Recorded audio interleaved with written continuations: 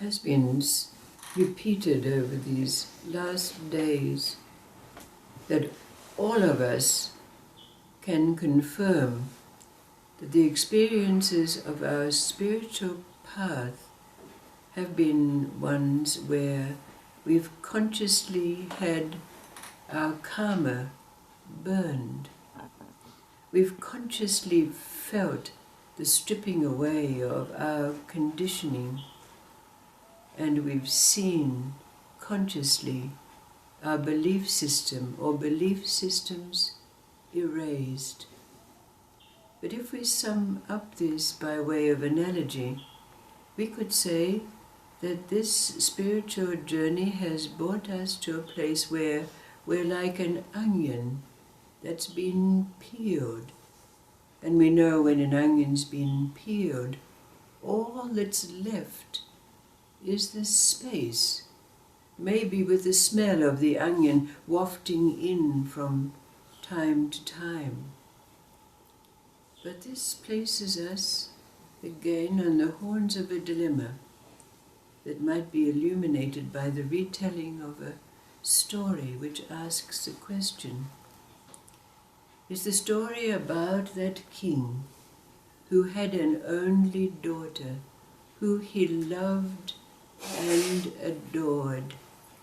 He took her with him wherever he went, and any spare moments he would regale her with stories, fairy tales, folk tales, parables about demons, fairies, princesses, kings, and the like. But one day, when they were coming back from a state event, in their carriage, passing along a narrow path, a great storm came, and the carriage was whipped from side to side, and the horses bolted, so that the carriage was turned over, and the king and the princess were thrown out. The king landed not far away, unconscious, but the princess disappeared over the edge of the ravine. Now, when the king was taken back to his palace and he awoke, he immediately asked for his daughter to be brought, but he was told that she was not to be found. He sent out soldiers and messengers, but they came back telling the terrible truth that the princess was not to be found. The king was mortified with grief. He kept quiet, only attending to the necessary duties of state. But, in fact, his daughter had not died. When she was thrown over the edge of the ravine, she landed in a crevice, waking up after several days, finding herself hurt and hungry. She climbed out of the crevice and was wandering through the forest, crying out for help. But no help came. But as the day went on, she was able to find a cave where she was able to enter. She curled up in a little ball and went to sleep, hungry and thirsty though she was. But she awoke to find herself surrounded by several burly robbers who asked, "What is this little being doing in our hideaway?"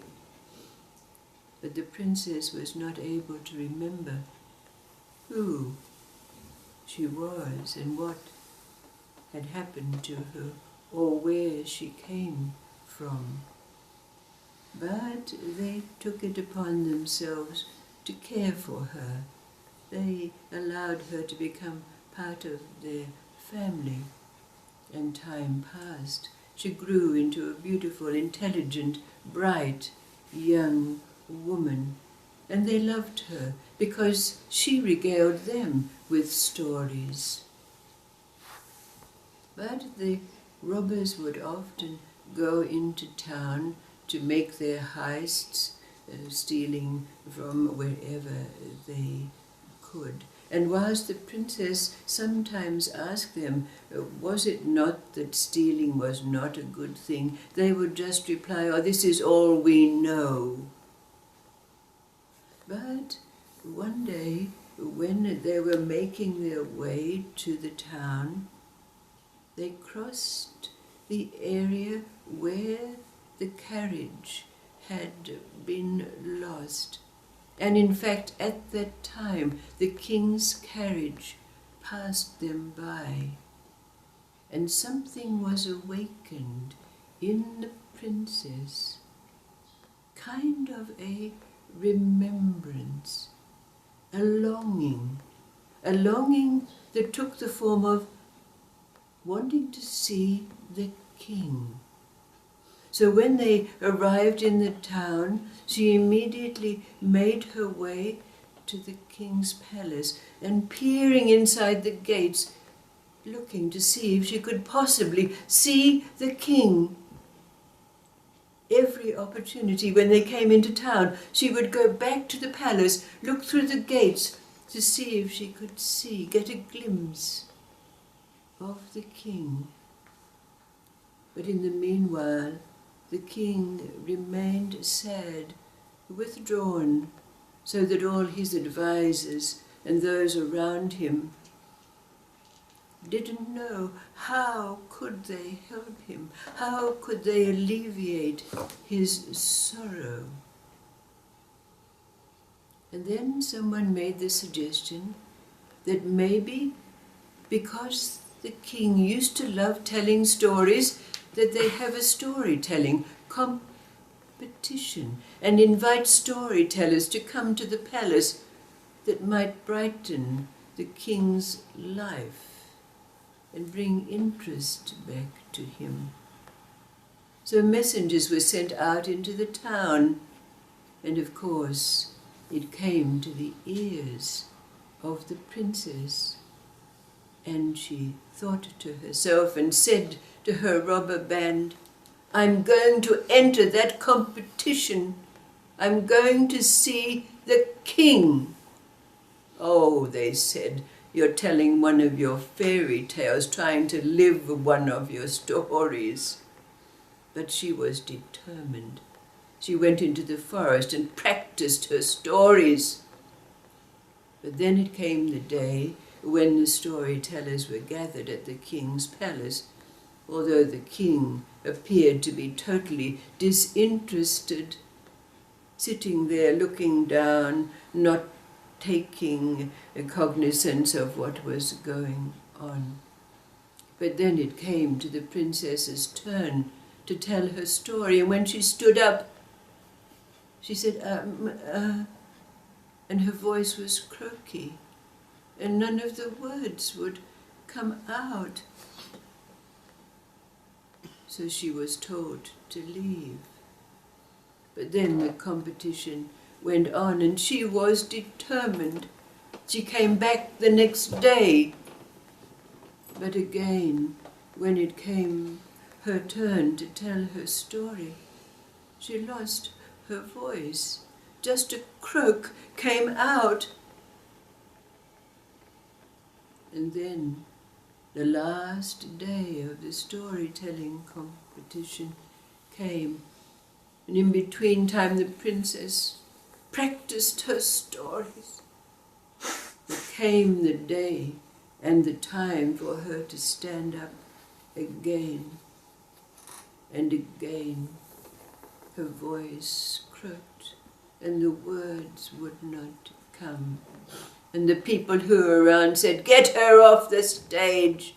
I know her. She's that girl who comes with the robbers who come into town." But because of the ruckus that was going on, the king looked up, And as he looked up, he met the eyes of the princess, and immediately her voice grew strong, and the words came out, "There was a time." But then they tried to shout her down and come to take her away.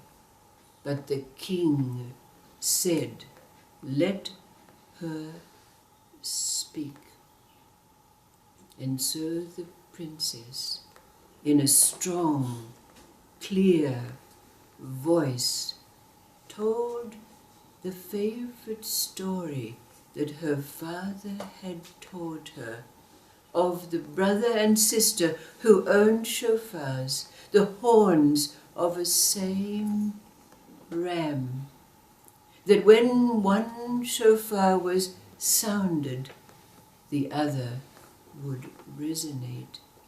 And this story went on to tell about the time when the children went into the forest, but the young brother was so taken with nature that he got lost, and he had to be left behind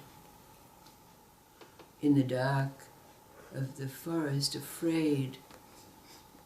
He was hungry and looked in his rucksack, but there was his shofar, and when he sounded it, it resonated with the shofar of his sister in the house, and so they called back and forth, back and forth.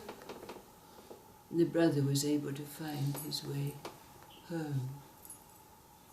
At the end of this story, tears were rolling down the king's face, and he got up and embraced his princess, his beloved daughter.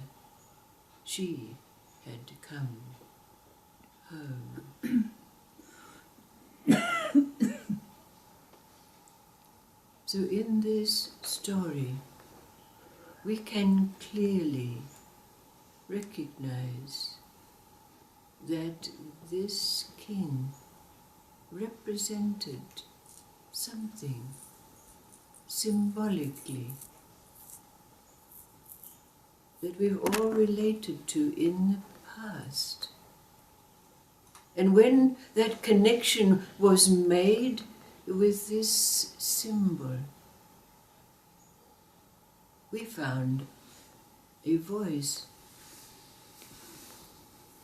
But now, in this place, walked the spiritual journey where our karma has been burned, our conditioning stripped, and our belief system removed, and we feel ourselves the space where the onion has been. What do we connect to? If there is no king, there is no God Self, there is no center that we can connect to. How do we find our voice?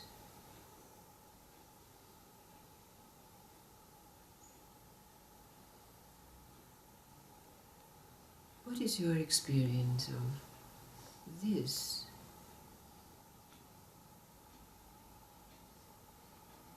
We can't, even when we smell the onion, make it a center, make it a something to which we can bring our mind to.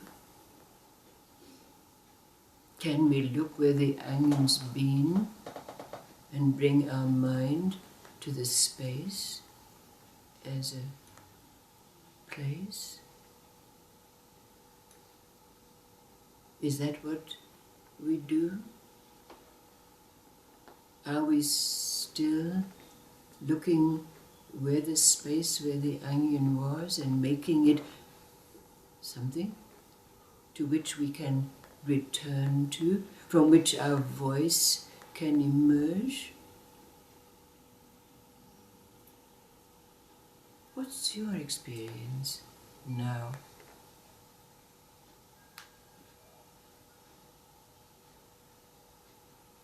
Where is the king in us when there is no king? No center,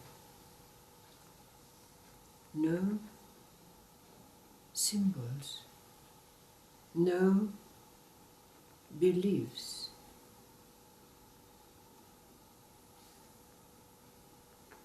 From where comes our voice, strong and true?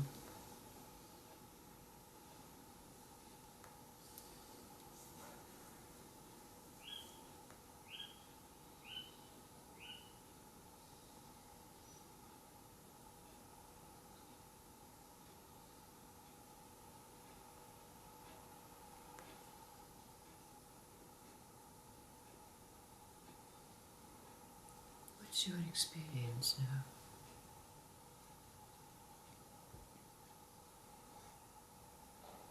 What is it that's there now the onion's been peeled?